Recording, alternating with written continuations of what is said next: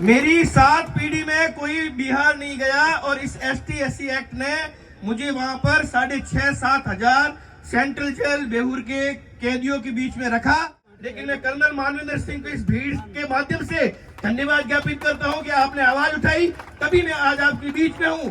वरना इसको टूल बनाने वाले लोगों ने मेरी हत्या की पूरी साजिश कर दी थी। मेरे को बिहार जेल से अगर वो बचा के लाए, और सर्व समाज के लोग जो मेरे जेल जाने के बाद इस कलेक्ट्रेट के आगे यहाँ धूप पर आंदोलन कर रहे थे।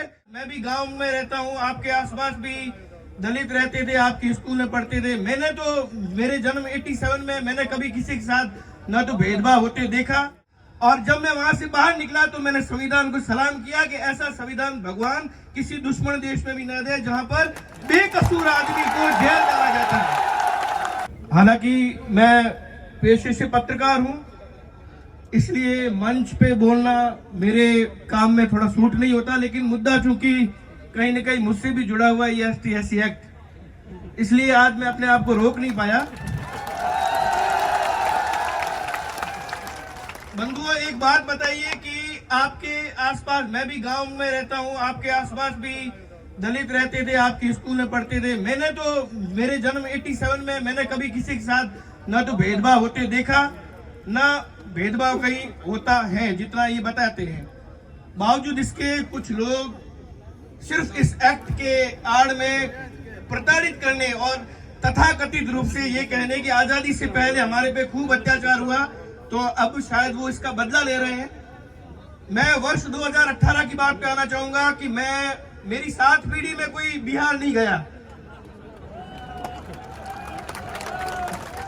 मेरी 7 पीढ़ी में कोई बिहार नहीं गया और इस ST/SC एक्ट ने मुझे वहां पर 6,500-7 हजार सेंट्रल जेल बेहूर के कैदियों के बीच में रखा। और जब मैं वहां से बाहर निकला तो मैंने संविधान को सलाम किया कि ऐसा संविधान भगवान किसी दुश्मन देश में भी न दे जहां पर बेकसूर आदमी को जेल डाला जाता है। सारे राजनेता वोट बैंक के लिए बिल्ली की तरह अपनी आंखें मूंद सकते हैं, लेकिन ये बात वो ना भूले कि अगर इसी तरीके से मिसाल बनती गई ST/SC एक्ट के तहत जो प्रताड़ना, तो आप भी कभी बचेंगे नहीं। ये लिख के ले लीजिए। आप अगर ये सोचते हैं कि आज अगर हमारे बोलने से हमारा वोट बैंक खराब होता है, तो आपके ऊपर लानत है, क्योंकि आने वाली पीढ़ियों को आप बर्बाद कर रहे हैं। हमारी पीढ़ियां आपको कोसेगी कि आप जब बोलने वाले ओहदे पर थे तब आप खामोश रहे, और इस खामोशी की वजह से आने वाली पीढ़ियां दब दब के रहने को मजबूर है। हम किसी जाति के खिलाफ नहीं, हम किसी वर्ग के खिलाफ नहीं, हम किसी के खिलाफ नहीं, लेकिन अगर हमारे वेद भी कहते हैं, पुराण भी कहते हैं, हमारे जितने भी धार्मिक जो रूप से, सामाजिक रूप से जो अगुआ है, वो कहते हैं कि अन्याय को सहन करना सबसे बड़ा गुनाह है। तो क्या आपको लगता है कि सिर्फ और सिर्फ खुन्नस निकालने के लिए किसी के पीछे सिंग लगता है, तो उसको निशाने पर लेने के लिए आप ST/SC एक्ट को टूल बनाए और निर्दोषों को जेल में डलवाए?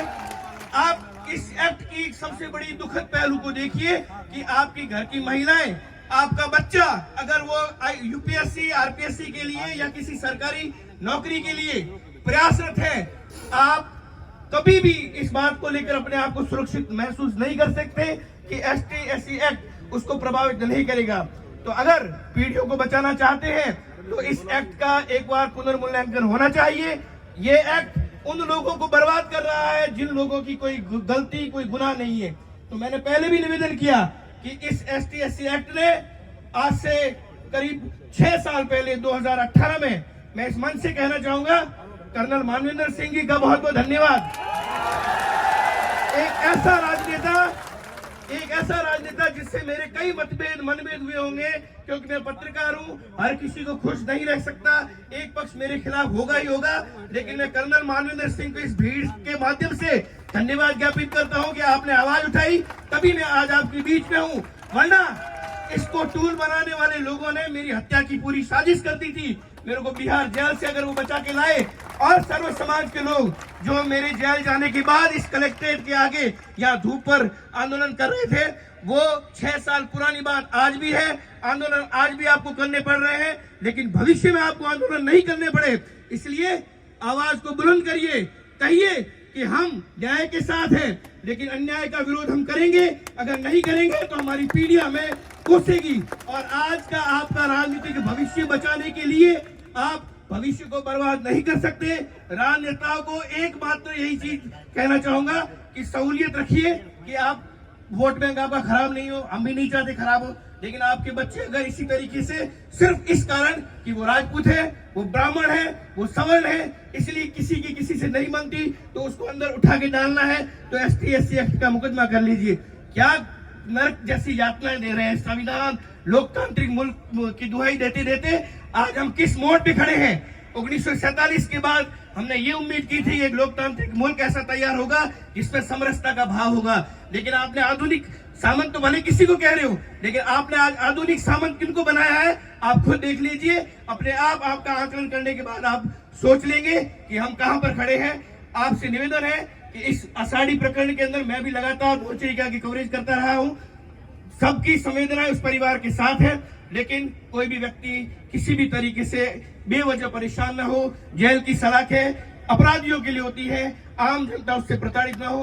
इसलिए बैठकर एक निर्णय लें, भविष्य में इसकी पुनरावृत्ति ना हो, कोई भी व्यक्ति बेवजह जेल नहीं जाए। अगर कोई गलती करता है तो वो कानून अपने हिसाब से उसको सजा दे, लेकिन भीड़ तंत्र के रूप में आप कहीं पर भी अपनी अदालत खोल दो और वहां पर कह दो कि इसको APO कर दो, इसको जेल में डाल दो, तो ये लोकतांत्रिक मुल्क में अन्याय है, अन्याय है और अन्याय है। आज नहीं बोले तो कल रोगे, ये लिख के ले लीजिए। आपने मुझे मंच दिया, आपका बहुत धन्यवाद।